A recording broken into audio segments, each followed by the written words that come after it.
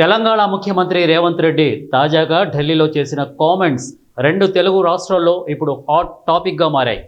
అవేంటి అంటే ఆంధ్రప్రదేశ్ ఐటీ విద్యాశాఖల మంత్రి Nara Lokesh, BRS working president కేటీఆర్లు 3 సార్లు రహస్య భేటీ అయ్యారు అని సంచలన ఆరోపణలు చేశారు.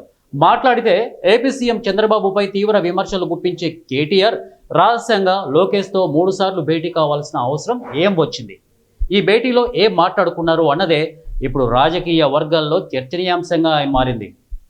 ఇక్కడ విచిత్రం ఏంటంటే సీఎం రేవంత్ రెడ్డి చేసిన రహస్య మీటింగ్ ఆరోపణలపై లోకేష్ స్పందించలేదు. అయితే కేటీఆర్ మాత్రం లేటుగా ఈ రేవంత్ వ్యాఖ్యలపై స్పందించారు. నారా లోకేష్ మీ గురువు కుమారుడే కదా, అతను పక్క రాష్ట్ర మంత్రి, స్టాన్ఫోర్డ్లో చదువుకున్న వ్యక్తి, నాకు సోదర సమానుడు, మేం కలవలేదు, కానీ అయినా కలిస్తే తప్పేంటి అంటూ శుక్రవారం మాట్లాడారు. అయితే ఒక సీఎం చెప్పారంటే ఇందులో ఏదో మతలబు ఉండే ఉంటుంది అని చర్చ సాగుతోంది. ముఖ్యమంత్రి రేవంత్ రెడ్డి తనపై చేసిన డ్రగ్స్ ఆరోపణలపై సీరియస్గా స్పందించిన కేటీఆర్ అసలు లోకేష్తో మీటింగ్ విషయాన్ని మాత్రం ప్రస్తావించడం లేదు. ఒక కేటీఆర్ మాత్రం కలవలేదన్నా నారా లోకేష్ విషయంపై ఇప్పటి వరకు నోరు విప్పలేదు.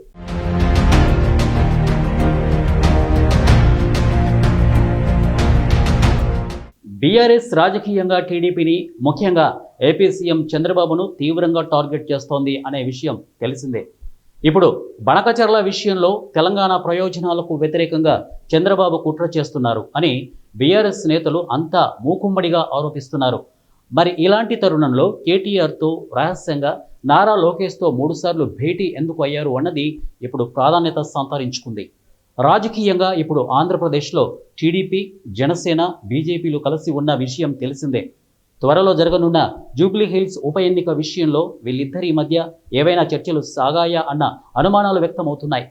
రాజకీయంగా ఇప్పుడు తెలంగాణలో తీవ్ర ఎరకాట పరిస్థితిని ఎదుర్కొంటున్న బీఆర్ఎస్కు ఈ ఉప ఎన్నిక పెద్ద సవాల్గా మారనుంది.